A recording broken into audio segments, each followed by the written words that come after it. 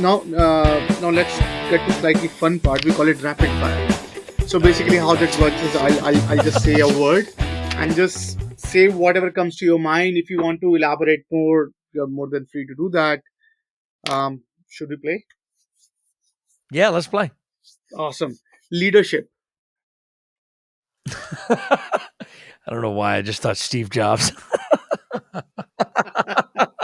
Oh my I don't god. even know if he was a servant leader. Is that enough on that one? Just anything, right? That's Okay. works. Yeah. All right, here we go. Culture. What is it? Culture. Cajun. That's where I'm from. Cajun culture. Interesting. Future of work. Yikes. Robots.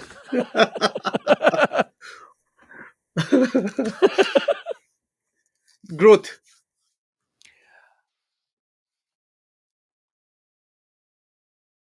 Grit. Theme.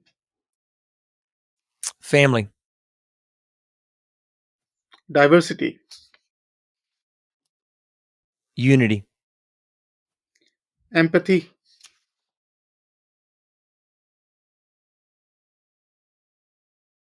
Genuine. Jobs of future. Electric. Batteries. Disruption. Innovator. Future of organizations.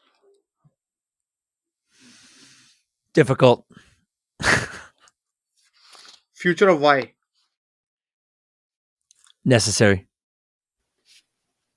So I'm curious. What do you think about Simon Sinek's start with why? Like, do you have any perspective on it? Yeah, I thought it was an awesome book. He focuses a lot on how companies can really use their mission and their purpose in their branding and the way it can connect with their audience. So he kind of took a different angle with it, which I completely appreciate. He's done an incredible job and sold obviously more books than me. But yeah, I have a ton of respect for him. I think what he's done to devote his whole life to his cause is admirable. It's something that I hope to be able to do more of. He's all in on that, and I'm actually kind of transitioning to that now that I've sold my company and whatnot. But yeah, I love what he's doing, and I think that the book is very, very useful, especially for an entrepreneur or a company, really to ask them the hard questions as it relates to, is my brand really a mission focused brand at all, and really challenging myself is, what am I really even offering my users or my clients or my customers that's unique and really for them, as opposed to me just turning a dollar. So he gets into some pretty good stuff in there. Interesting.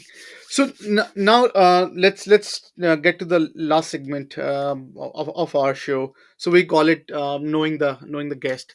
So basically, in this we'll delve a bit deeper into your personal journey, what has helped you, and uh, so if you can help me understand what has been some qualities or attributes that has helped you become what you have become. What are those qualities that you attribute your success to? Yeah, the two most important qualities are honesty and humility. And those are very, very difficult qualities for an entrepreneur male. They don't come naturally. And it's something that I've learned not only to be honest with you and other people around me, but mostly honest with myself.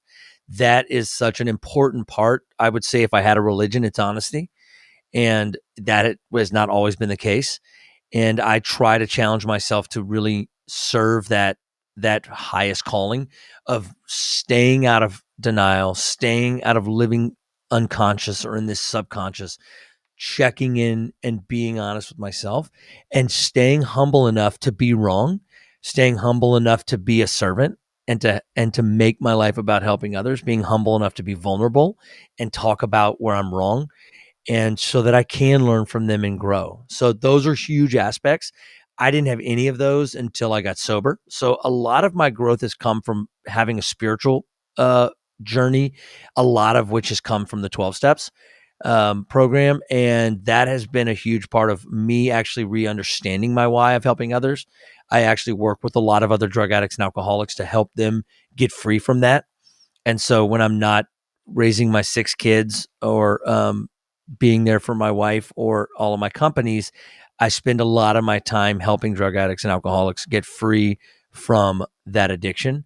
And that has actually been a hugely fulfilling thing for me, and really helped me live out aspects of my why that go beyond family and work.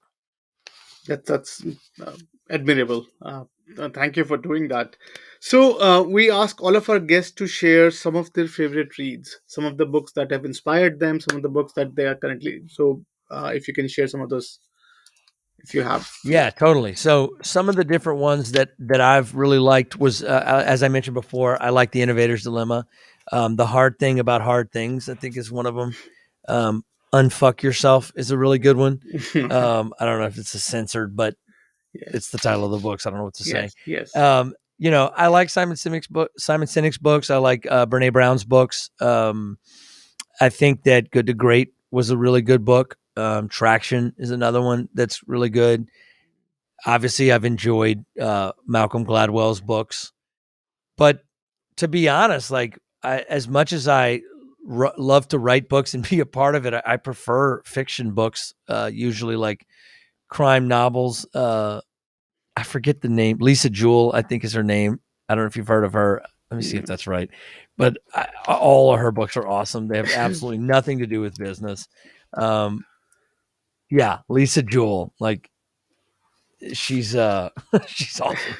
She's got some just these great like kind of mystery murder different type things, and so I actually like to enjoy those type of reads. I'm not the CEO that reads a book every day and all that. Mm, Like I'm sure I should be. Most of the books I read are on audiobook, mm. you know, and so that's why I made sure to do audiobooks for my book. I have not put the audiobook out. We released Breaking Why about a month or so ago. I'm still working on the audiobook, but that'll come out in a couple months. But I'm a big audiobook guy. So there's a lot of them, but those are a couple of. That's good, a good list.